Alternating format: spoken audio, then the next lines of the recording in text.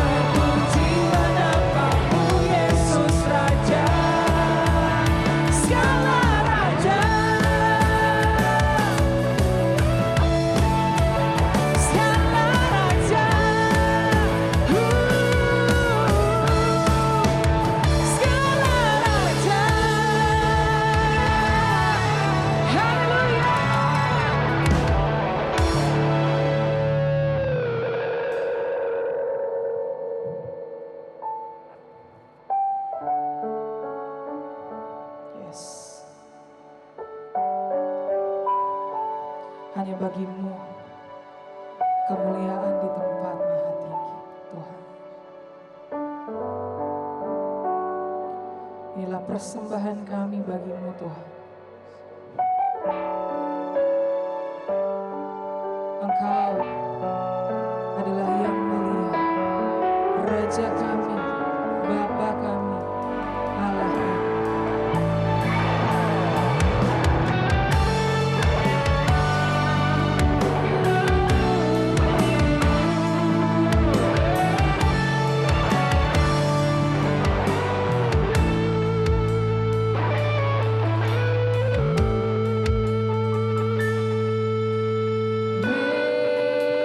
Meja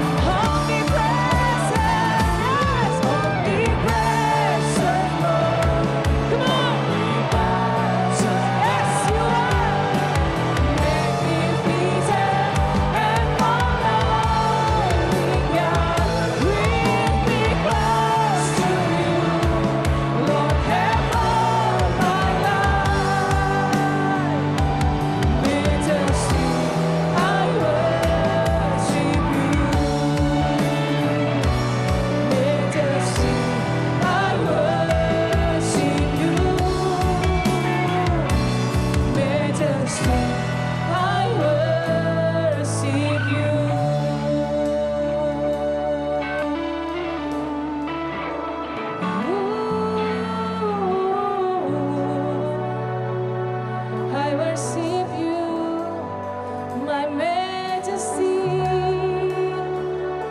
my Savior, my God.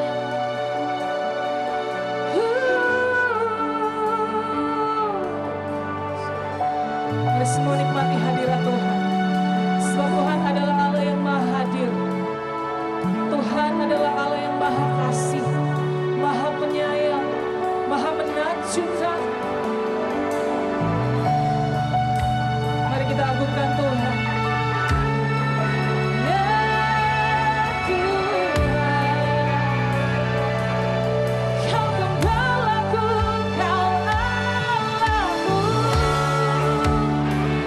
perlindunganku, penghiburanku, penolongku, hanya Kau Tuhan.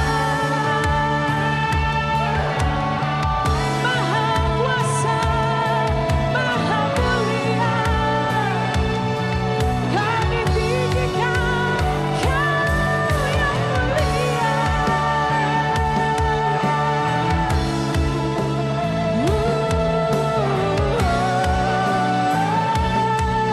Jesus,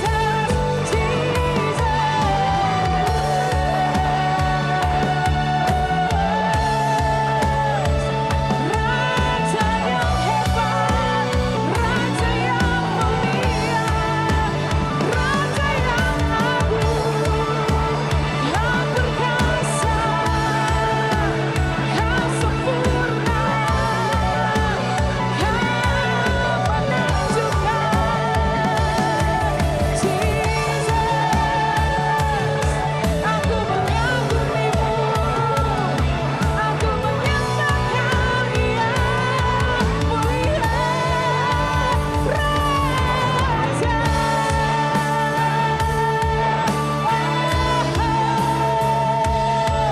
You are my majesty.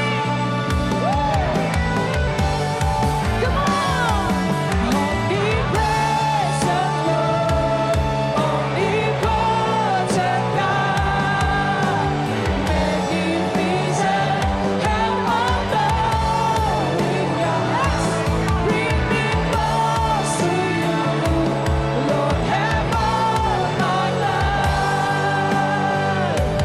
Majesty, I worship. Lagi sama belakang mereka.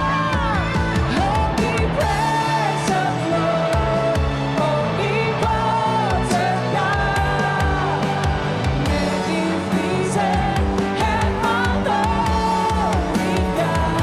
Bring me close to You, Lord, have all my life. Majesty, I worship You. Majesty, I worship You. Majesty, I worship You.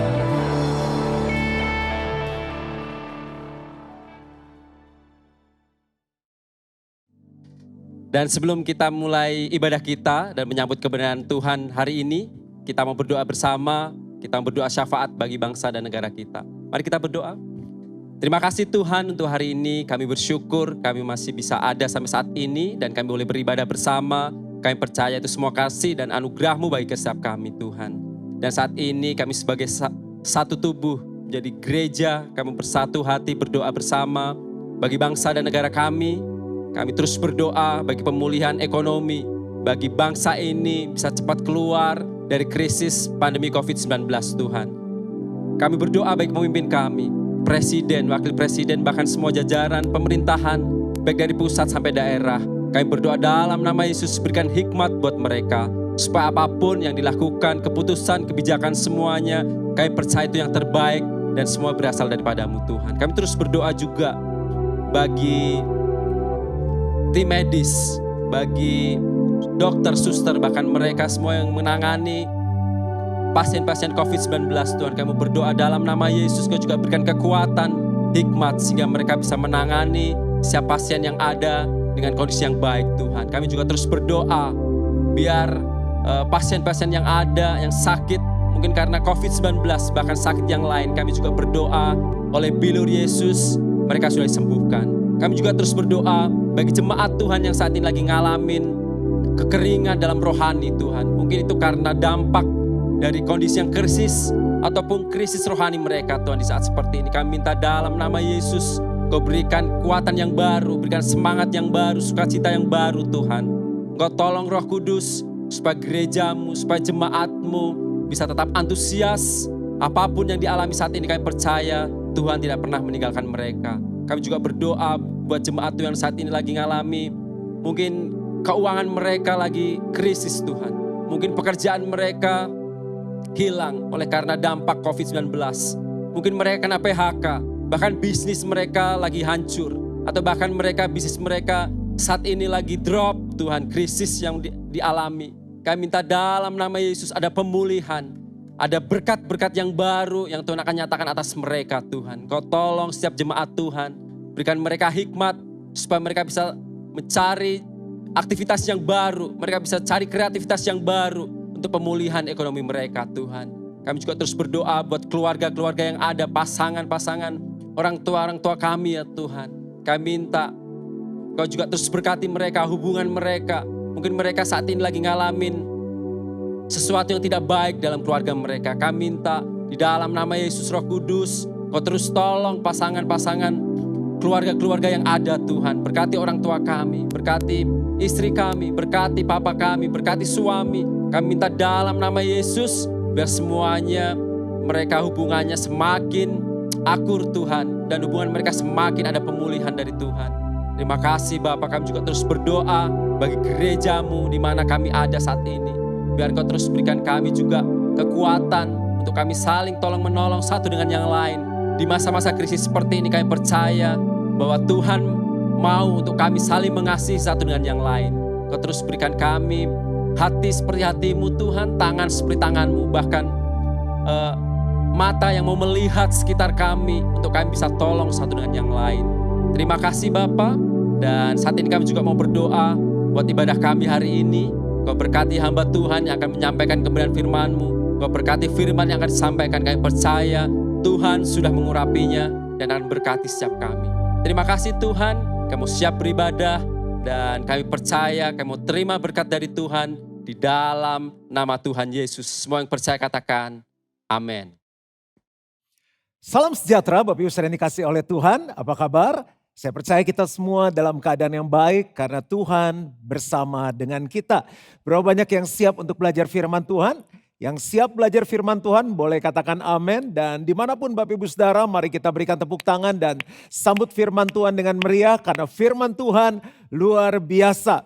Dan hari ini kita akan belajar satu topik, The Year of Good News, tahun kabar baik. Nah, tahun 2021 ini sepanjang tahun masih discipleship atau pemuritan.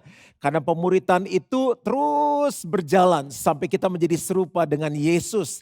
Tapi waktu saya berdoa di akhir tahun yang lalu, Tuhan memberikan ayat ini kepada saya dan akhirnya setelah digumuli, dibahas dengan tim, kita menyepakati bahwa tahun ini menjadi the year of good news. Di tengah pandemi yang ada, di tengah masalah tantangan yang ada, kita percaya ini tahun yang penuh dengan kabar baik.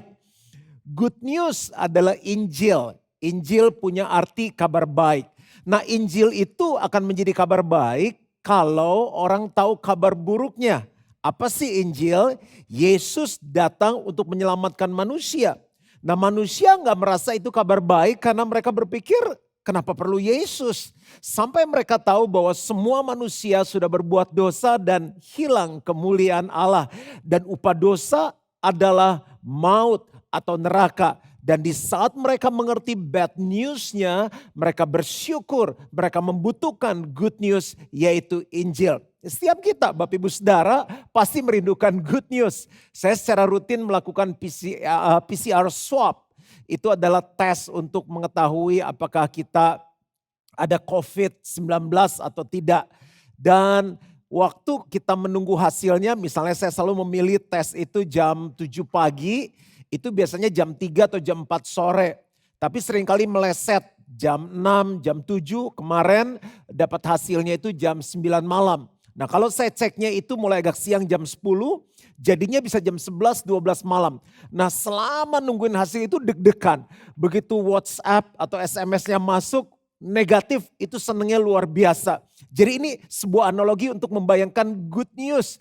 Tiba-tiba kita single, ada yang bilangin, itu cowok pengen kenalan sama kamu, katanya suka sama kamu. Atau itu cewek pengen dikenalin, katanya dia suka sama kamu. Wow, itu good news banget. Kita klaim asuransi, tiba-tiba klaimnya disetujui bahwa semua yang kita tagih diganti sama asuransi. Wow, itu good news. Di tengah masa-masa yang sulit, tiba-tiba bos kita bilang gini, ada berkat, kita tetap dapat bonus, dapat THR. Wow, what a good news. Langsung aja masuk dalam Lukas 4 ayat 16 sampai 19. Ia datang ke Nazaret tempat ia dibesarkan, dan menurut kebiasaannya pada hari Sabat, ia masuk ke rumah ibadat, lalu berdiri hendak membaca dari Alkitab. Kepadanya diberikan kitab Nabi Yesaya, dan setelah dibukanya, ia menemukan nas di mana ada tertulis, Roh Tuhan ada padaku, oleh sebab ia telah mengurapi aku untuk menyampaikan kabar baik kepada orang-orang miskin, dan ia telah mengutus aku untuk memberitakan pembebasan kepada orang-orang tawanan dan penglihatan bagi orang-orang buta, untuk membebaskan orang-orang yang tertindas, untuk memberitahukan tahun rahmat Tuhan telah datang. Mungkin Bapak Ibu Saudara waktu mendengar ini berpikir, wah ini kan kita yang lagi susah, kita yang lagi tertawan, kita yang lagi menderita, harusnya kita yang ditolong. Tapi waktu saya dapat ayat ini dari Tuhan, Tuhan bilang begini, kita nggak tahu apa yang terjadi di depan kita. Mungkin kita sedang mengalami masa-masa yang tidak baik. Tapi justru dalam keadaan yang tidak baik, jemaat Gilgal, anak-anak Tuhan harus bangkit dan menyampaikan kabar baik. Membawa berita sukacita itu. Saat kita melakukan kehendak Tuhan, kita akan mengalami bagaimana Tuhan menolong kehidupan kita. Jadi intinya Roh Tuhan itu ada pada kita. Pada setiap kita. Dan ia mengurapi kita semua yang sedang mengikuti kebaktian online ini untuk melakukan 5 hal. Ini yang akan kita bahas, ini bagian yang pertama. Lalu nanti di bagian terakhir saya akan ceritakan tentang campaign atau kampanye apa yang kita lakukan sama-sama untuk mempraktekkan kabar baik ini. Siap? Mulai yang pertama. Tuhan mengurapi dan mengutus kita untuk apa? Yang pertama menyampaikan kabar baik kepada orang miskin. Orang miskin itu apa sih? Yang pertama orang yang tidak punya. Gak punya uang, gak punya keluarga, gak punya rumah, gak punya iman, gak punya pengharapan, gak punya masa depan. Yang kedua orang miskin adalah orang yang tidak cukup. Jadi punya tapi gak cukup, makanya kekurangan. Hidupnya mungkin pas-pasan, damainya pas-pasan. Mau mengampuni gak bisa karena kasihnya pas-pasan. Lalu mau bayar uang sekolah juga gak bisa. Karena apa? Gak cukup, punya tapi gak cukup. Jadi yang pertama tidak punya, yang kedua tidak cukup, yang ketiga tidak mampu. Jadi mungkin dia punya. Dia gak kekurangan tapi gak mampu untuk melakukan. Gak mampu mengampuni, gak mampu mengasihi, gak mampu mentaati firman Tuhan. Itu termasuk tidak mampu. Bahkan ada orang kaya yang sebetulnya miskin. Kenapa orang kaya bisa miskin? Gak pernah rasa puas, gak pernah rasa cukup dalam hidupnya. Udah punya tapi masih pengen terus sampai kepikiran, sampai bisa sakit, sampai bisa melakukan hal-hal yang melanggar firman Tuhan untuk mendapatkan apa yang dia miliki. Nah Tuhan mau kita menyampaikan kabar baik kepada orang miskin. Orang yang tidak punya, orang yang tidak cukup atau kekurangan, dan orang yang tidak mampu. Pertanyaan, adakah di sekeliling kita orang-orang miskin? Pastor gak usah tanya sekeliling kita sendiri juga miskin. Tenang, justru di tahun ini kita berbeda. Kalau kita mau dimuridkan, kita mau jadi murid Tuhan, kita lakukan apa yang Tuhan mau. Di tengah saya juga susah, di tengah saya juga miskin. Saya mau taat menyampaikan kabar baik kepada orang miskin. Itu yang pertama. Yang kedua, Tuhan mengurapi dan mengutus kita untuk apa? memberitakan pembebasan kepada orang-orang tawanan. Jadi kalau lihat patung yang ada di sini, yang pertama tadi dibahas orang miskin, lihat bajunya robek-robek, ya kan? Lalu orang yang apa? Orang tawanan, orang tertawan, ini diikat. Dia nggak bisa buat apa-apa karena diikat. Diikat oleh apa? Diikat oleh dosa, diikat oleh hal-hal duniawi, diikat oleh kedagingan. Terus apa hubungannya? Nyampaikan kabar baik kepada mereka, memberitakan pembebasan. Orang yang diikat oleh dosa itu hidupnya setengah mati. Ambil deh contoh dosa. Dosa pokoknya semuanya orang yang berdosa akan mengalami 7 hal yang saya akan bacakan ini. Orang yang misalnya ambil contoh nggak jujur lah ya, nggak jujur, nggak setia. Orang itu akan kotor. Misalnya orang itu nggak jujur dalam pernikahan, nggak setia. Atau suka bohong, suka nipu. Dilihat orang apa? Kotor. Lama-lama orang yang berdosa pun merasa dirinya kotor, nggak layak.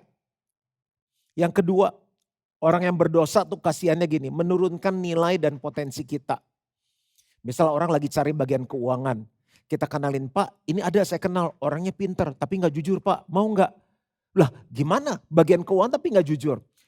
Lu kan lagi cari jodoh, ini ada satu cowok ganteng, pinter, kaya, tapi gak setia, pacarnya banyak di mana-mana. Ya mana ada yang mau, nilainya langsung apa? Turun, potensinya langsung turun. Lalu orang yang berdosa tuh pikirannya jadi rusak. Dosa merusak pikiran. Orang yang berdosa itu pikirannya tuh kalut. Kalau dia bohong, dia mencoba bagaimana ya menutupi kebohongan pertama. Akhirnya berhasil dengan kebohongan kedua. Begitu bohong kedua berhasil, hampir ketahuan bagaimana menutupi dengan kebohongan yang ketiga. Jadi pikirannya kotor, rusak. Yang keempat, menghancurkan rencana Tuhan. Masih ingat manusia pertama Adam dan Hawa? Mereka buat dosa. Tuhan tanya sama mereka, benar gak kamu lakukan itu? Mereka gak ngaku, malah menyalahkan orang lain. Kalau mereka ngaku bertobat, saya percaya Tuhan pulihkan, mereka tetap ada di Taman Eden. Kenapa hidup manusia sekarang Eden? Karena diusir keluar dari Taman Eden. Karena apa? Karena dosa. Hancur rencana Tuhan. Yang kelima, dosa membawa kita jauh dari Tuhan. Dulu Adam sama Hawa jalan dekat sama Tuhan. Karena diusir keluar dari Taman Eden, jauh dari Tuhan. Makanya orang yang berdosa gak suka deket-deket sama Tuhan. Jauh. Apalagi menaruh beban yang tidak perlu dalam hidup kita. Coba tanya sama pembunuh. Itu kalau saya suka lihat cerita-cerita, kan ada orang-orang yang sudah keluar dari penjara, sudah bertobat.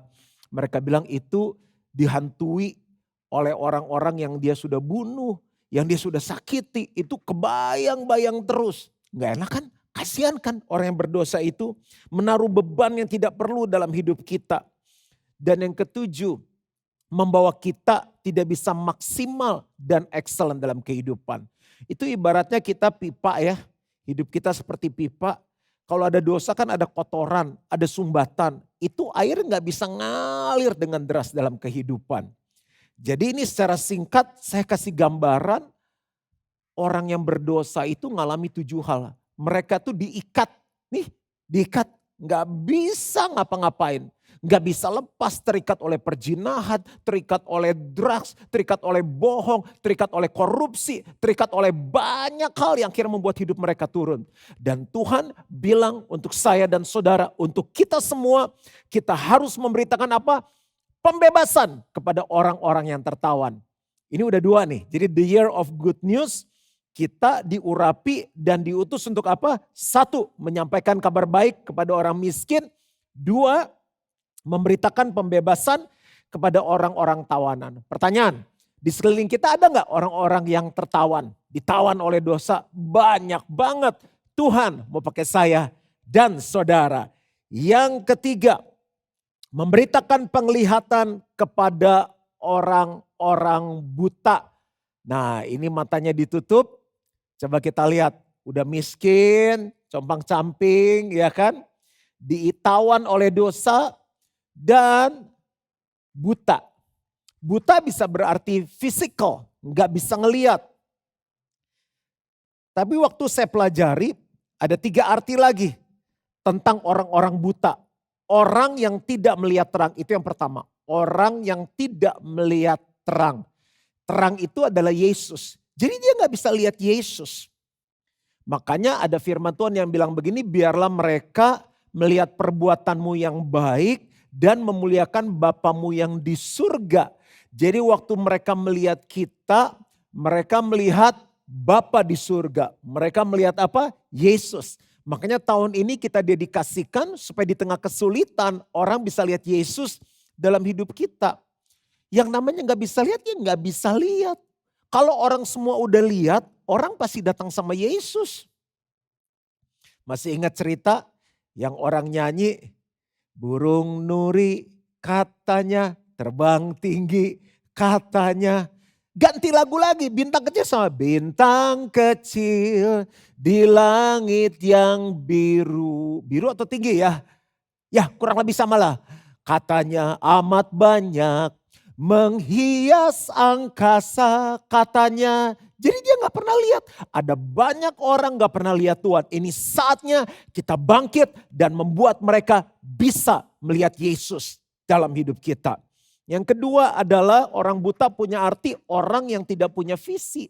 Banyak banget. Sampai anak udah 3, anak udah 5, udah punya cucu. Gak punya visi. Hidup gitu aja muter. Kayak apa? Kayak mesin. Bangun pagi, sarapan, kerja, pulang kerja, nonton TV sama keluarga, tidur. Bangun pagi, sarapan, ke kantor, kerja, pulang kantor, nonton TV, main sama keluarga, tidur. Bangun pagi, kerja, gitu. Gak punya visi. Tuhan ciptakan setiap kita punya tujuan, punya sasaran. Mimbar ini diciptakan punya tujuan. Handphone ini diciptakan punya tujuan. Speaker ini diciptakan punya tujuan. Baju saya diciptakan punya tujuan. Setiap kita punya tujuan. Saya lagi bujukin anak saya dan berhasil. Karena dia harus punya renungan harian sendiri. Dan sekarang renungan hariannya itu tentang tujuan hidup. Jadi purpose driven life. Tapi yang untuk anak-anak, dia gak mau karena cukup berat. Tapi saya bahas, dia belajar, dia sharing sama kita dapatnya apa. Saya bahas, saya jelasin sampai di titik dia tahu untuk apa saya diciptakan. Saya itu ke depannya harus bagaimana. Dan itu menurut saya penting. Dan Tuhan mau kita menyampaikan kabar baik ini kepada orang-orang yang gak punya visi. Ada banyak suami gak punya visi, istri gak punya visi, anak-anak gak punya visi, pendeta gak punya visi, jemaat datang ke gereja gak punya visi. Orang kalau gak punya visi, gak punya mimpi, hidupnya bosan banget. Tapi lihat orang yang punya visi, hidupnya bergairah, hidupnya semangat. Dia berlari mengejar sesuatu yang Tuhan kasih dalam kehidupannya. Yang ketiga, orang buta punya arti apa? Orang yang tidak punya masa depan. Putus asa, pengennya mati, pengennya bunuh diri. Mau ngapain lah hidup lama-lama ya, kalau pas COVID saya dipanggil Tuhan ya udahlah, di sini juga ngapa-ngapain gitu. Jadi hidup tuh cuma untuk hari ini, hidup cuma untuk hari esok, paling jauh besok doang. Gak punya hari depan. Sebab Yesus hidup, ada hari esok. Sebab Yesus hidup, ku tak gentar karena ku tahu dia pegang hari esok. Hidup jadi berarti sebab dia hidup. Kalau kita punya visi, kita bisa melihat ke depan. Kita tahu ada masa depan, kita gak akan gentar. Kita akan bergairah. Hidup jadi berarti. Masih semangat? Keempat sekarang. Jadi roh Tuhan itu mengurapi dan mengutus kita untuk apa? Membebaskan orang-orang yang tertindas. Orang-orang yang tertindas. Tertindas itu gimana kasih contohnya ya?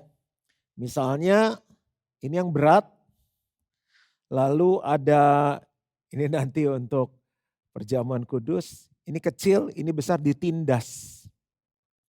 Gak enak banget.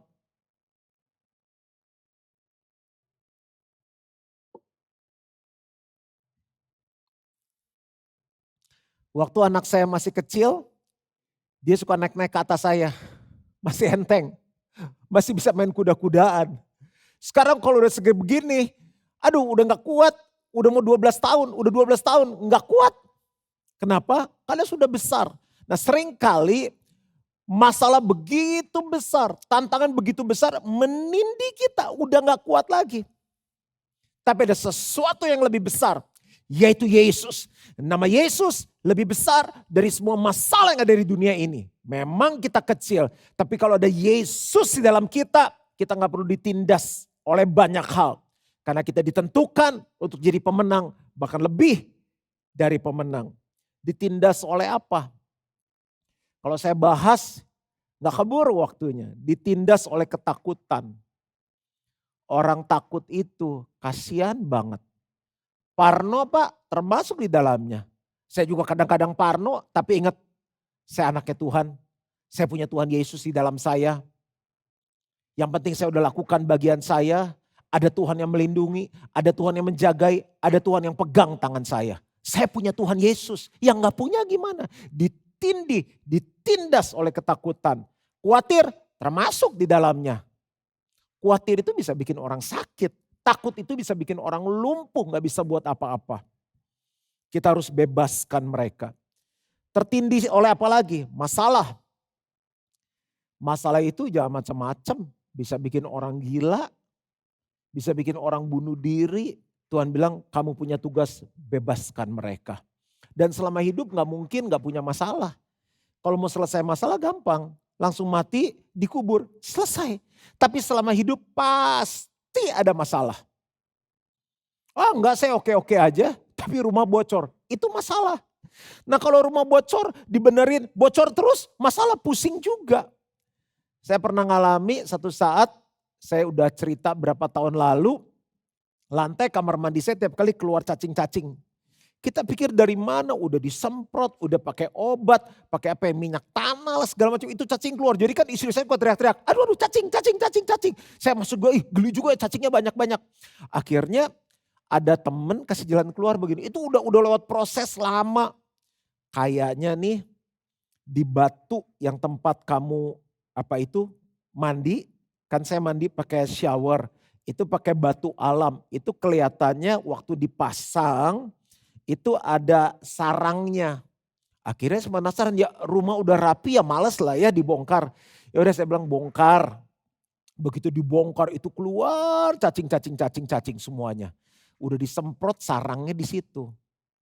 Lihat hidupnya oke, semua oke. Tapi masalah bisa timbul dari mana aja, itu bisa bikin orang stres. Setiap kali mandi ketemu cacing. Akhirnya dicabut, diganti, selesai sampai sekarang. Luka. Jadi orang ditindas oleh ketakutan, masalah, luka. Itu yang namanya orang luka ya, kasihan deh. Luka itu kalau nggak diobatin bisa berdarah terus. Luka itu kecil bisa tambah besar. Dan namanya orang luka kalau kesentuh apa-apa, karena masih luka. Jadi bagaimana mau berkeluarga dengan baik, bagaimana mau melayani dengan baik, bagaimana mau bekerja dengan baik, orang luka. Pernah nonton film perang gak? Misalnya yang berantem ya, dari film perangnya yang film oriental yang wah. Itu kan pakai pisau, pakai segala. Sampai yang film ala yang western yang pakai senapan yang udah modern yang luka kan, luka. Terus jenderalnya suruh bilang ini, ayo perang lagi. Gimana perang? Orang udah luka. Di sekeliling kita banyak orang yang luka. Luka sama bosnya, luka sama suami, luka sama istri, luka sama mungkin pendetanya, luka sama orang seiman. Bisa luka. Nah orang itu gak bisa maksimal. Tuhan bilang ini adalah tahun the year of good news. Tahun kabar baik. Tuhan mau pakai kita untuk menolong mereka yang terluka. Dan yang kelima, yang terakhir. Tuhan mengurapi dan mengutus kita untuk apa? Memberitakan tahun rahmat Tuhan telah datang. Memberitakan tahun rahmat Tuhan telah datang. Apa sih artinya tahun rahmat Tuhan? Ada dua arti. Yang pertama adalah tahun penghapusan hutang. Yang kedua adalah tahun pendamaian. Sekarang saya mau tanya, angkat tangan gak apa-apa, toh saya juga kan gak bisa lihat. Siapa yang lagi punya utang sekarang? Itu utang mau dari kecil 100.000, 1 juta, 10 juta. Apalagi kalau 1 miliar sampai 100 miliar. Terus yang ngasih utang bilang gini, udah gak usah dibayar, lunas. Atau ada orang yang lunasin hutang kita. Gimana perasaannya? Senang. Yes, hore. Oh happy day, oh happy day, oh happy day. Kenapa? Karena hutang kita sudah dibayar lunas. Apa sih arti rohaninya? Banyak orang perlu good news karena mereka punya hutang.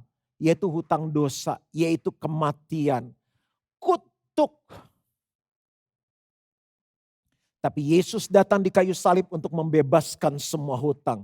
Kita yang harusnya mati, gak perlu mati lagi karena Yesus sudah mati di kayu salib bagi kita semua. Kalau kita percaya, kita akan diselamatkan. Dosa-dosa kita diampuni, sakit kita disembuhkan, kutuk dipatahkan di dalam nama Yesus. Nah mereka gak tahu, banyak orang gak tahu kita yang Tuhan mau pakai untuk menyampaikan kabar baik. Yang berikutnya adalah tahun pendamaian. Hutangnya udah dihapuskan. Kalau mati percaya pasti masuk surga.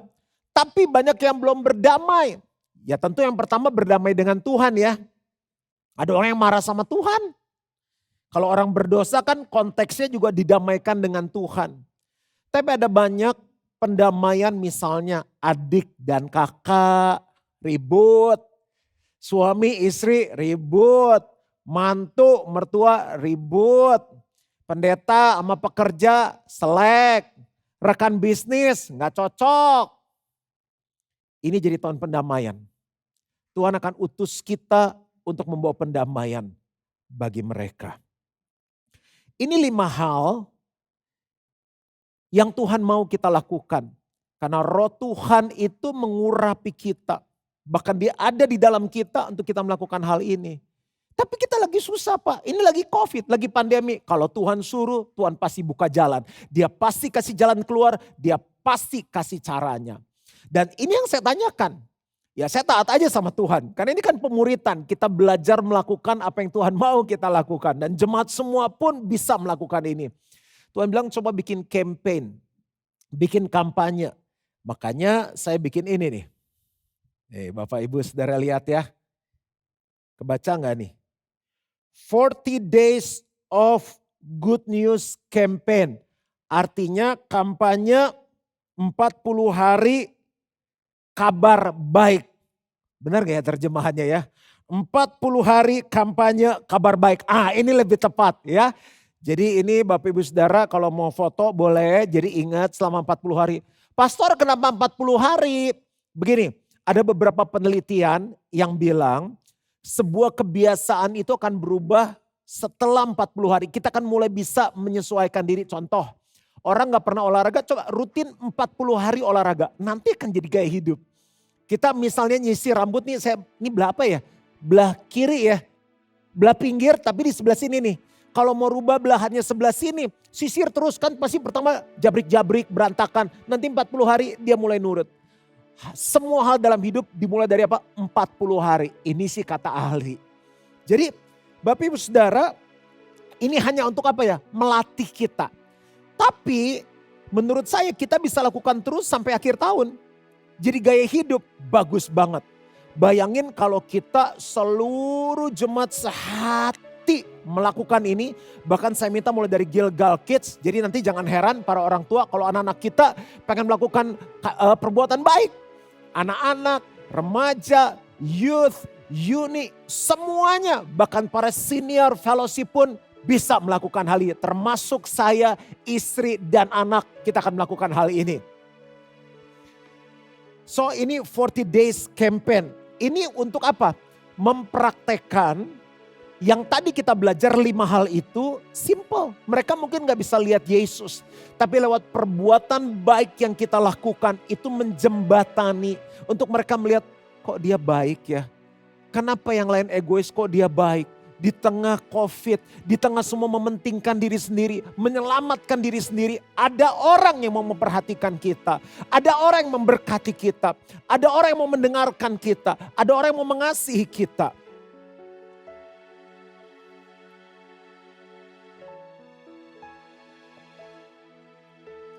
Jadi ini 40 days campaign. Nah Bapak Ibu Saudara, nanti kita coba bikinin program dan kita akan share di website GBI Gilgal, di apps bagi jemaat yang sudah bisa akses apps, lalu juga di Instagram GBI Gilgal, dan akan disebarkan dalam WhatsApp group para family cell leader, family cell members, dan akan diingatkan setiap hari. Nah dalam 40 hari itu ada banyak program, misalnya hari pertama ngapain, hari kedua ngapain, hari ketiga ngapain. Tapi kalau Bapak Ibu mau melakukan, saya kayaknya baru bisa yang nomor 1. Saya mau melakukan selama 40 hari, boleh. Pas nyampe ke hari 17, aduh ini berat, saya belum bisa. Saya lakukan yang lain deh nomor 15, boleh. Ini cuma semacam panduan. Saya kasih contoh ya, selama 40 hari ini, bahkan kalau mau teruskan sampai setahun boleh. Apa yang harus kita lakukan? Misalnya, dan ini kita lakukan kepada keluarga, bisa. Kepada teman-teman bisa, kepada sesama bisa, kepada partner bisnis kita bisa, kepada karyawan kita bisa, kepada pimpinan kita bisa, kepada semua orang sesama kita manusia. Saya kasih beberapa contoh ya supaya nanti Bapak Ibu Saudara waktu ngelihat programnya nggak kaget. Oh ini sudah dijelaskan misalnya, atau saya bahas sedikit ya. Ini manusia hidup terdiri dari apa aja? Roh. Yang kedua jiwa, tubuh. Jadi yang ada roh Tuhan di dalamnya, kita punya roh Tuhan dan kita diurapi. Yang kita lakukan 40 hari ini mungkin lebih banyak mulai dari alam tubuh dulu, jasmani. Ya, waktu alam tubuhnya masuk atau disentuh, dipenuhi, dia masuk ke alam jiwa, pikiran, perasaan, kehendak, dan akhirnya rohnya itu disentuh. Dan di titik inilah mereka berjumpa dengan Yesus. Tapi kita murni hanya ingin membagikan kasih Yesus kepada orang lain. Mempraktekkan 5 hal itu. Ya, aplikasinya contoh. Misalnya telepon orang-orang yang selama ini jauh dari kita. Tanya apa kabarnya. Apa yang kita bisa bantu. Apa yang kita bisa doakan. Simple. Satu orang yang bukan anak Tuhan, yang belum kenal Yesus, dengan murni kita telepon karena kita ingin menyampaikan kabar baik, melakukan kebaikan. Tanya kabarnya, orang gak akan marah ditanya kabarnya. Lalu apa yang saya bisa bantu, kita bantu. Lalu kita doakan mereka, boleh gak saya berdoa? Semua orang senang didoakan, saya senang didoakan. Yang kedua misalnya, posting sesuatu di sosmed kita. Hal-hal yang nilainya baik, kata-kata yang membangun, renungan, mungkin sedikit ayat. Atau mungkin kita nyanyi yang punya talenta di post. Lalu kalau kita nggak punya sosmed di WhatsApp group, kan kita punya grup. Satu perkataan misalnya, Tuhan Yesus baik untuk kita semua. Atau jangan khawatir akan hari esok. Atau segala perkara dapat kutanggung di dalam Dia yang memberi kekuatan kepadaku. Apa saja yang Tuhan taruh di hati kita? Posting di sosmed atau misalnya di WhatsApp group.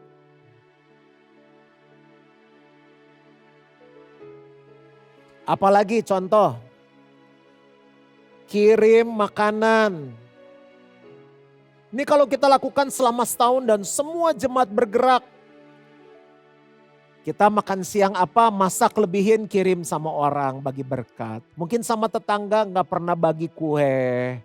Kita lagi coba bikin kue, bagi. Kalau kita order makanan lewat misalnya aplikasi, kita pesan lebihan, kirim buat ipar kita.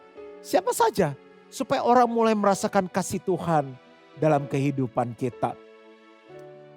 Saya mungkin hanya bisa kasih 3 contoh, tapi nanti selama 40 hari, setiap hari itu ada panduan-panduannya. Dan Bapak Ibu Saudara juga bisa berkreasi sendiri. Saya mau buat ini kan, ini juga mewakili 5 hal yang kita belajar. Silahkan. Yang penting adalah this is the year of good news. Ini tahun kabar baik. Jakarta, Indonesia, bahkan seluruh dunia berhak menerima kabar baik. Dan Tuhan mau pakai saya dan saudara. Tuhan memberkati. Mari kita sama-sama datang sama Tuhan. Buka hati kita. Hari ini waktu dan saatnya kita semua diutus olehnya. Sebab hari Tuhan semakin dekat. Lakukanlah dengan setia. Jiwa-jiwa telah menunggu kita, merindukan firman-Nya. Maka pergilah ke seluruh dunia, ceritakanlah perbuatan Allah yang besar, yang bisa sama-sama. Mari serukanlah, kabarkanlah Injil kerajaannya. Mari serukanlah pada dunia bahwa Yesus Tuhan atas segalanya. Berapa banyak Bapak Ibu Saudara yang mengikuti kebaktian online ini, menerima pesan firman Tuhan ini dan berkata, yes Lord, iya Tuhan, aku mau. Aku diurapi, roh Tuhan ada padaku. Aku diurapi dan diutus untuk melakukan kelima hal ini. Memberitakan kabar baik kepada orang miskin, kepada orang yang tertawan, kepada orang yang buta, kepada orang yang tertindas. Aku mau memberitakan tahun rahmat Tuhan telah datang. Kalau itu engkau orangnya, taruh tanganmu di dada dan saya mau berdoa. Tuhan, aku berdoa untuk setiap mereka yang bersedia taat kepada pesan Tuhan, menjadi saluran berkat, menjadi alatnya Tuhan menyampaikan kabar baik. Aku minta Tuhan mengurapi setiap kami, setiap mereka yang mengikuti kebaktian online. Sehingga selama 40 hari campaign ini Tuhan, bersama dengan keluarga kami bisa melakukan hal ini. Dan ada banyak orang yang mengalami kasih Tuhan. Dan bahkan Tuhan, mungkin ada yang mau meneruskan sampai akhir tahun. Dan bahkan menjadi gaya hidup mereka, Roh Kudus yang menolong. Terima kasih Bapak, biar di tengah kesulitan yang sedang terjadi, orang bisa mengalami kasih Yesus. Di dalam nama Tuhan Yesus. Amin. Dan sekarang kita mau masuk dalam perjamuan kudus. Bapak Ibu Saudara siapkan hati. Minta ampun kalau ada dosa, kesalahan di hadapan Tuhan.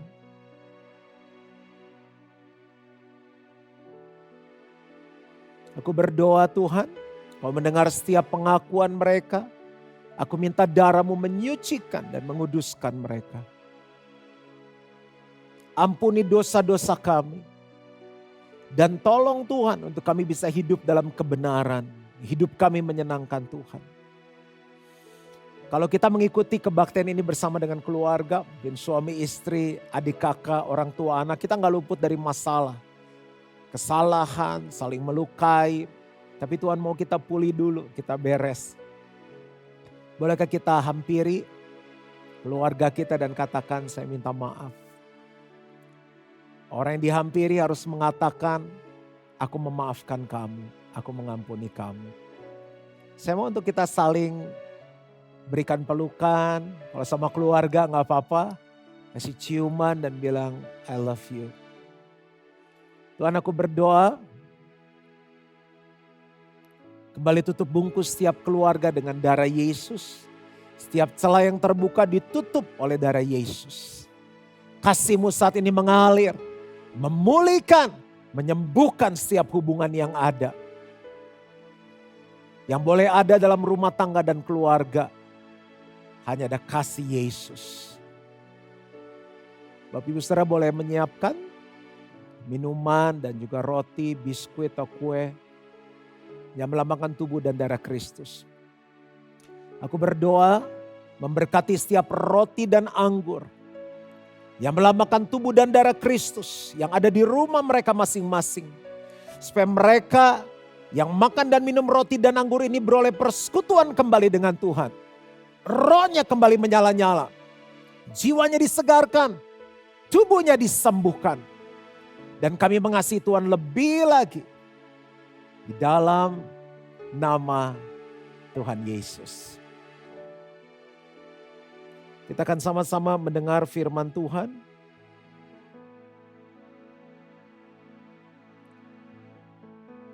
Mari angkat roti yang melambangkan tubuh Kristus di tangan kanan kita tinggi-tinggi. Sebab apa yang telah kuteruskan kepadamu, telah aku terima dari Tuhan. Yaitu bahwa Tuhan Yesus pada malam waktu Ia diserahkan, mengambil roti. Dan sudah itu Ia mengucap syukur atasnya. Ia memecah-mecahkannya dan berkata, inilah tubuhku yang diserahkan bagi kamu. Perbuatlah ini menjadi peringatan akan aku. Mari ingat akan Tuhan. Kebaikannya dalam hidup saya dan saudara. Dan ini sekarang tugas kita membawa kebaikan Tuhan dalam the year of good news kepada orang-orang yang memerlukan. Mari yang mau kita makani dengan ucapan syukur dan bilang terima kasih Tuhan. Di dalam nama Yesus.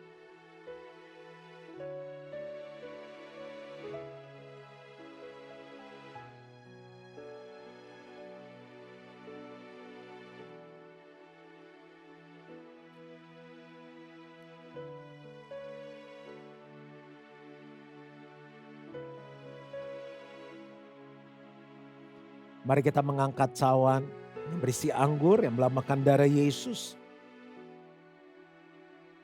Demikian juga Ia mengambil cawan sudah makan. Lalu berkata, cawan ini adalah perjanjian baru yang dimeteraikan oleh darahku.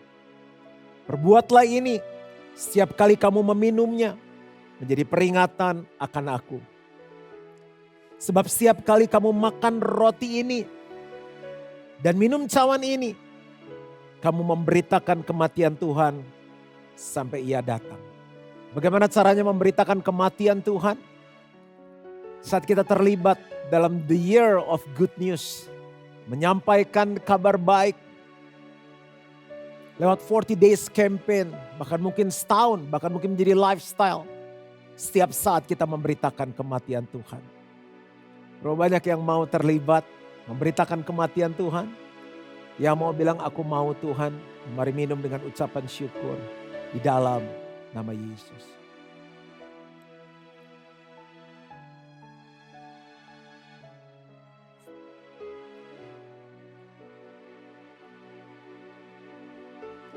Kita taruh gelas kita di meja atau di tempat di sekeliling kita. Saya mau mengajak kita untuk sama-sama mengangkat tangan kita dan bersyukur. Katakan terima kasih Bapa. Terima kasih Yesus. Terima kasih Roh Kudus. Kau begitu baik. Kau luar biasa. Bersyukur untuk pengorbanannya. Bersyukur untuk kebaikannya. Bersyukur untuk kesetiaannya dalam hidup kita.